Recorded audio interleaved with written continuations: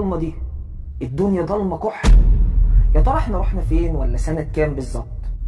صوفيا، صوفيا انت هنا؟ مستر سليم، أنا هنا لا تقلق، فقط أقوم بجمع البيانات والحسابات الإلكترونية لتحديد الزمان والمكان، ولكن أتلقى بعض البيانات المشوشة والغير دقيقة تجعلني في حيرة من أمري. انا مش شايفك ولا شايف اي حاجه، انا مش شايف غير ضلمه وبس، كل حاجه سودة. هو احنا رحنا زمن لسه ما اخترعوش فيه الكهرباء؟ أنا أراك أمامي الآن بالأشعة الليلية والأشعة تحت الحمراء المدمجة في عدستي البصرية. انتظر، سوف أقوم بتشغيل إضاءتي لنرى ما حولنا. وأين نحن بالضبط الآن؟ ايوه كده، الله ينور عليك، انا شايفك كويس دلوقتي. بس ايه المكان ده؟ ده ضلمه خالص ومفيش اي مصدر اضاءه ينور لنا طريقنا. يا ترى احنا في زمن ايه ولا في سنه كام؟ شكلنا ضعنا في الفضاء انا وانت يا صوفيا. الفضاء الكوني ليس بهذا الشكل، لا يوجد أي أثر للحياة هنا، نحن في فراغ تام. طيب امال ايه اللي حصل؟ بس التجربه كانت ماشيه تمام، تحليلك للتجربه دي ايه يا صوفيا؟ لقد نجحنا في عبور بوابة الزمن بقبو السر بنجاح، وتركنا عام 2023 خلفنا، ولكن ساعتي النووية متوقفة على رقم غريب. واقفه على سنه كام بالظبط يا صوفيا؟ متوقفة على رقم 0، ولا أجد تفسير لهذا الرقم. انت اللي هناك؟ ايه الصوت ده؟ الصوت ده جاي منين؟ انا مش شايف مين اللي بيتكلم ولا قادر احدد مكانه، حددي لي مكان الصوت ده جاي منين بسرعه. لا أستطيع تحديد مكان الصوت بدقة، الصوت يأتي من كل مكان. انتم ايه اللي جابكم هنا بس؟ مش عارفين انتوا فين ولا ايه؟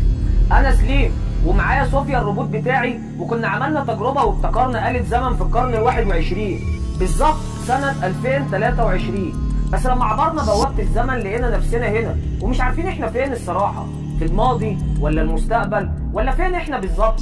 سيدي صاحب الصوت، لماذا أجهزتي لا تعمل بشكل صحيح لتحديد الزمان والمكان، ودائما تشير ساعتي إلى الرقم 6؟ هل أجد الإجابات لأسئلتي؟ لأن الزمن هنا يساوي 0، أنت في منطقة الصفر. يعني ايه الزمن يساوي 0 ولا المنطقه 0 دي؟ انا مش فاهم.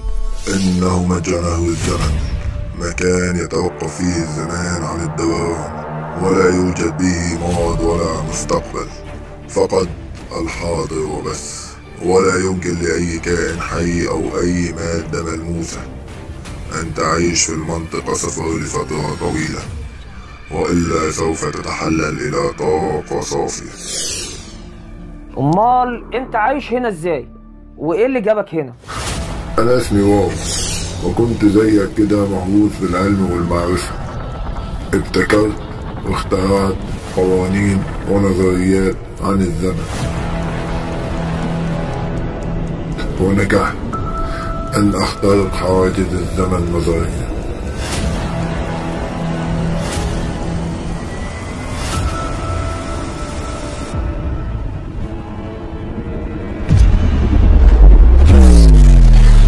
وجربت على نفسي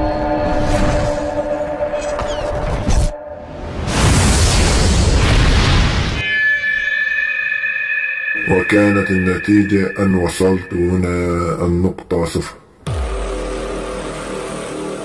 ومعرفتش أخرج منها تاني أو أرجع لزمني تاني. يعني أفهم من كلامك كده إننا اتحبسنا هنا ومش هنرجع للقبو السري تاني؟ لازم أفكر وأعرف هنرجع إزاي ونحل المشكلة دي. العقل البشري لما بيفكر بينتج عنه طاقة لا مثيل لها. الطاقة دي ممكن تفتح لكم بوابة الزمن مرة تانية.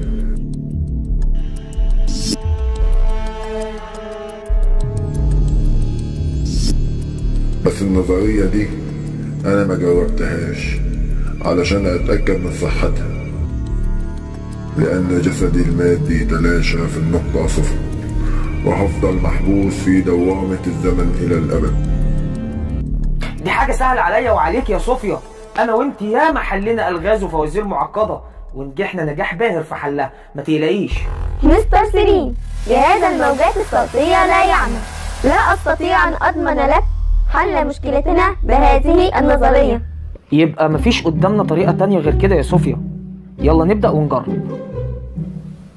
يا واو، انت قلت لي انك عالم مشهور في زمنك وليك نظريات وقوانين مشهورة، ممكن تقول لي قانون واحد منهم واحنا هنفكر ونشغل دماغنا ونستنتج انت مين؟ أنا صاحب نظرية النسبية. أنا صاحب نظرية السرعة تساوي المسافة الزمن. النسبية والسرعة. انت العبقري اينشتاين. ده كان زمان، دلوقتي أنا اسمي واو. مستر سليم، انظر هناك، يوجد شيء يتشكل من العدم. مستر سليم، إنها البوابة، إنها بوابة الزمن تفتح لنا من جديد. طيب يلا بسرعة يا صوفيا نعدي منها. احنا متشكرين قوي يا واو على مساعدتك لينا. انا مضطر الحق البوابة الزمنية قبل ما تقفل، بس مش هنساك وهرجع لك تاني وهنقذك من المنطقة صفر. سلام يا واو. أستاذ سليم، إيه ده؟ هو النور قطع في القبو السري بتاعك ولا إيه؟ مش معقول. مين؟ سمرة؟ أنت إيه اللي جابك هنا؟ مش عارف الصراحة إيه اللي جابني هنا. أنا إيه اللي جابني هنا بقى؟